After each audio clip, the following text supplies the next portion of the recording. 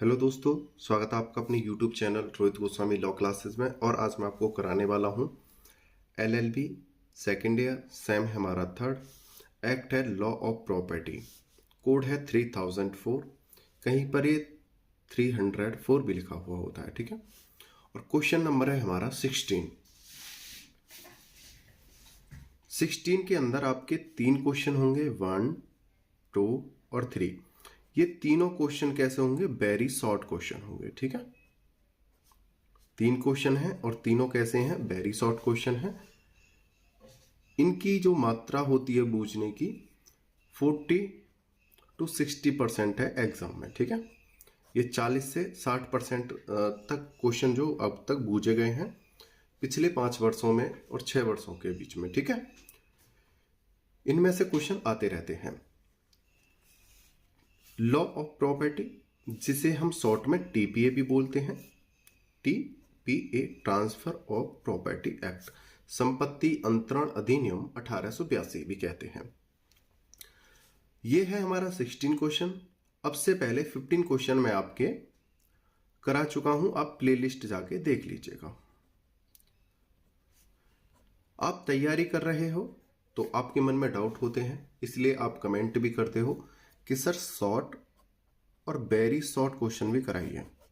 तो भाई आप सबका जो ये जो डाउट है उसे क्लियर कर देता हूं। जो मैं लॉन्ग क्वेश्चन आपके सेट करता हूं, उन लॉन्ग क्वेश्चन में ही आपके वेरी शॉर्ट और शॉर्ट क्वेश्चन छुपे हुए होते हैं।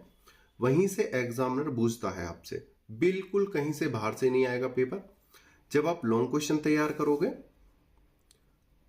उनमें से ही आपके वेरी शॉर्ट और शॉर्ट क्वेश्चन आ जाएंगे, ठीक है। अगर किसी कारण से मैं नहीं सेट कर पाता हूं तो लॉन्ग क्वेश्चन में, तो अलग से मैं उन क्वेश्चनों को डालता हूं, ठीक है। तो आपके जो लॉन्ग क्वेश्चन है आप उन पे ज्यादा ध्यान दीजिए, वहीं से आपके वेरी शॉर्ट और शॉर्ट आ जाएंगे। परेशान ना होइए, मुझे सब पता है शॉर्ट वेरी शॉर्ट कराने हैं, लॉन्ग कराने हैं, क्या करना है। आप तैयारी करते रहो, आपके बहुत अच्छे नंबर आएंगे, पेपर बहुत अच्छा जाएगा आपका, ठीक है। अब हम अपने जो क्वेश्चन है, देखो 16 के अंदर मैंने बता दिया है 3 क्वेश्चन है, 1, 2, 3। एक एक करके देखेंगे तो इसको हम बोलेंगे 16-1, 16-2 और 16-3, ऐसे करके, ठीक है। अब हमारा जो क्वेश्चन है पहला है 16-1, ठीक है। संपत्ति अंतरण अधिनियम के अंतर्गत किस प्रकार के अंतरण किए जा सकते हैं? अंतरण किए जा सकते हैं, इनको देखते हैं। संपत्ति अंतरण अधिनियम द्वारा 4 प्रकार के अंतरण किए जा सकते हैं। जो हमारा लॉ ऑफ प्रॉपर्टी है, TPA है, संपत्ति अंतरण अधिनियम, उसके अंतर्गत 4 प्रकार के ही अंतरण किए जा सकते हैं। वो अंतरण कौन कौन से हैं उनको देखते हैं। पहला है बंधक, दूसरा है पट्टा, तीसरा है विनिमय और चौथा है दान। पहले चारों को एक एक बार थोड़ा थोड़ा एक एक मिनट का समझा देता हूं, ठीक है।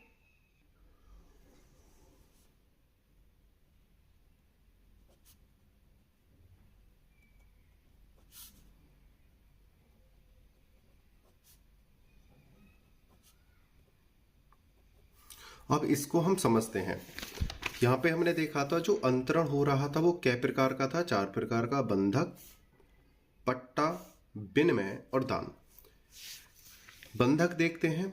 देखो, जब हम बंधक में क्या होता है, कोई गरीब आदमी जब किसी से कर्ज लेता है तो कर्ज देने वाला व्यक्ति गरीब व्यक्ति की भूमि पर क्या कर लेता है? कब्जा कर लेता है, उसे गिरवी रख लेता है। तो एक तो उस प्रकार से अंतरण हो जाता है संपत्ति का, कर्ज के रूप में भूमि गिरवी करना, ठीक है। इस प्रकार से जो गरीब व्यक्ति की जो संपत्ति थी वो किसके पास चली जाती है? अमीर व्यक्ति के पास, ठीक है। दूसरा पट्टा, कोई भूमि मालिक अपनी जमीन को किसी अन्य व्यक्ति को किराए पर देता है। किराए पर संपत्ति देना, जैसे किसी ने अपने कमरे को रेंट पर उठा दिया, अपनी दुकान को रेंट पर उठा दिया, फलदार बाग को, जहां पर फलदार वृक्ष थे, उसका बाग था, उसको रेंट पर उठा दिया, या किसी खेत को या भूमि को किराए पर दे देना। जब हम किराए पर देते हैं तो संपत्ति जिसने किराए पर ली है उसके अंडर में चली जाती है, ठीक है। अंतरण सेकंड इस प्रकार से हो जाता है। तीसरा विनिमय, वस्तु को वस्तु प्लस, यहां पे क्या है, वस्तु प्लस पैसे या पैसे से बदलना। यहां पैसे की जगह सिर्फ यहां पे क्या करो, वस्तु। वस्तु को वस्तु प्लस पैसे या वस्तु से बदलना, यानी आपने कोई वस्तु किसी से ली, एग्जाम्पल के तौर पर आपने किसी से किताब ली, बदले में उसने भी आपको किताब दी, ठीक है। ये क्या हो गया, विनिमय हो गया, यानी एक्सचेंज हो गया। आपको किसी का मोबाइल पसंद आया, आपने उसे चलाने के लिए ले लिया, लेकिन जिससे आपने मोबाइल लिया है उसने कहा कि भाई जब तक आप मेरा मोबाइल चला रहे हो आप मुझे अपना मोबाइल दे दो। तो इस प्रकार से उसको कहते हैं एक्सचेंज यानी विनिमय। तो एक दूसरे का अंतरण हो जाता है। या कुछ ऐसा होता है जैसे हम किसी से 100 रुपए की वस्तु लेते हैं और हमारे पास 50 रुपए की वस्तु है, तो हम 50 रुपए की वस्तु दे देंगे और प्लस क्या दे देंगे, वस्तु प्लस 50 रुपए, तो उसके 100 रुपए का क्या हो जाएगा, भुगतान। चौथा है दान, स्वतंत्र रूप से अपनी चल या अचल संपत्ति किसी को देना, दान में देना, ठीक है। जब कोई व्यक्ति स्वतंत्र रूप से अपनी किसी भी चल या अचल संपत्ति को किसी अन्य व्यक्ति को दान कर देता है तो वहां पे क्या हो जाता है, अंतरण हो जाता है, ठीक है। तो अंतरण कितने प्रकार का होता है, 4 प्रकार का। बंधक, जमीन जब गिरवी रखी जाती है तो चला जाता है अंतरण, यानी किसी और पर चली जाती है। पट्टे में किसी और पर चली जाती है, किराए पर जब देते हैं। विनिमय, जब वस्तु को बदलते हैं तब दूसरे व्यक्ति के पास चली जाती है। दान में वस्तु दूसरे व्यक्ति के पास चली जाती है। तो इस प्रकार 4 प्रकार से क्या होता है, अंतरण होता है। अब आगे देखते हैं संपत्ति अंतरण अधिनियम के अंतर्गत। संपत्ति अंतरण अधिनियम के अंतर्गत वसीयत द्वारा किए गए अंतरण नहीं आते हैं। भाई ये तो बहुत इंपॉर्टेंट पॉइंट है, इसको देखते हैं। हमारा लॉ कह रहा है जो वसीयत के अंतर्गत जो ट्रांसफर होता है वो क्या है, अंतरण नहीं है। वो कैसे, देखते हैं। क्योंकि इसमें अंतरण तभी मान्य होता है जबकि अंतरणकर्ता एवं अंतरिती दोनों ही अंतरण के समय जीवित हो। अंतरण कब होता है, अंतरण तभी हो सकता है जब देने वाला प्लस लेने वाला क्या हो, जीवित हो, दोनों क्या हो, जीवित। भाई अगर बंधक होगा तो कर्ज देने वाला और कर्ज लेने वाला दोनों जीवित होंगे। पट्टा, अगर हम अपनी कोई जमीन किराए पर देंगे, जिसने दी है वो भी जीवित होगा और जिसने ली है वो भी जीवित होगा। वस्तुओं का बदलना, विनिमय, एक्सचेंज, जिससे वस्तु ली है वो भी जीवित होगा और जिससे दे रहे हैं वो भी जीवित होगा। दान, भाई दान किसी मृत व्यक्ति को तो कर नहीं सकते हैं, तो जो दे रहा है दान वो भी जीवित होगा और जो ले रहा है दान वो भी जीवित होगा। तो इस प्रकार से अंतरण क्या कहता है, अंतरण केवल जीवित व्यक्तियों के लिए ही हो सकता है, लेकिन अंतरणकर्ता एवं अंतरिती दोनों ही अंतरण के समय जीवित हों। जबकि वसीयतकर्ता की मृत्यु के बाद भी लागू होती है। अब बात करते हैं जो वसीयत होती है वो अंतरण में नहीं आती है कि सर यही तो बहुत ज्यादा इंपॉर्टेंट था और यही कोर्ट कह रहा है कि अंतरण के योग्य नहीं है। देखो सपोज करो ए है, ये किसी के पिताजी हैं, ठीक है, और इनके बच्चे हैं AA BB, ठीक है, ये बच्चे हैं। पिताजी की मृत्यु हो गई और पिताजी के नाम पर क्या है, 100 बीघा जो है जमीन है, ठीक है। अब पिताजी या तो अपने जीते जी अपने बच्चों को दे जाते, भाई जीते जी अंतरण हो सकता है। हमारा लॉ क्या कह रहा है, अंतरण जीते जी होता है, तो जीते जी करेंगे तो भी अंतरण हो जाएगा।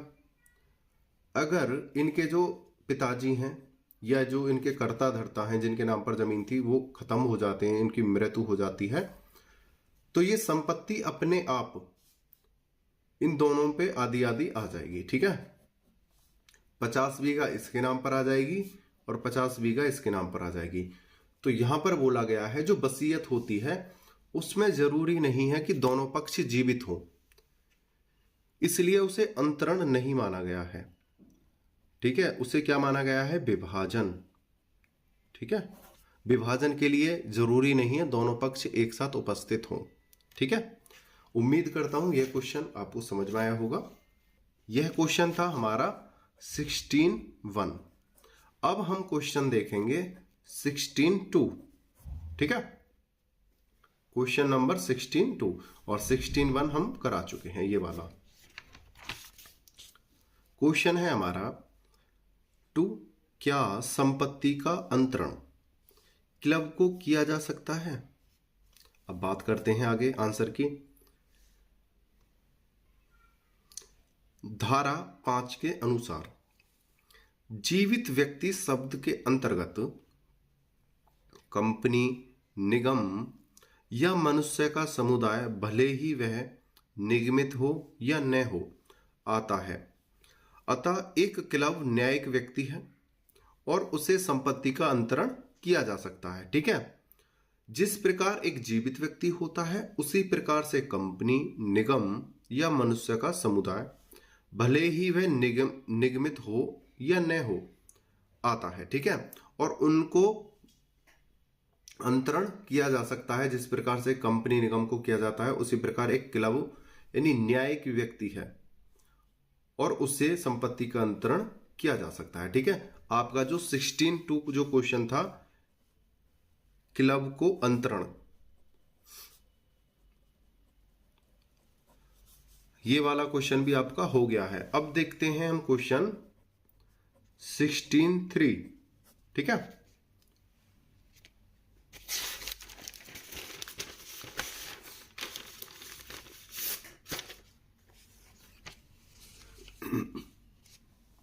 क्वेश्चन 3 है, क्या संपत्ति का अंतरण मूर्त?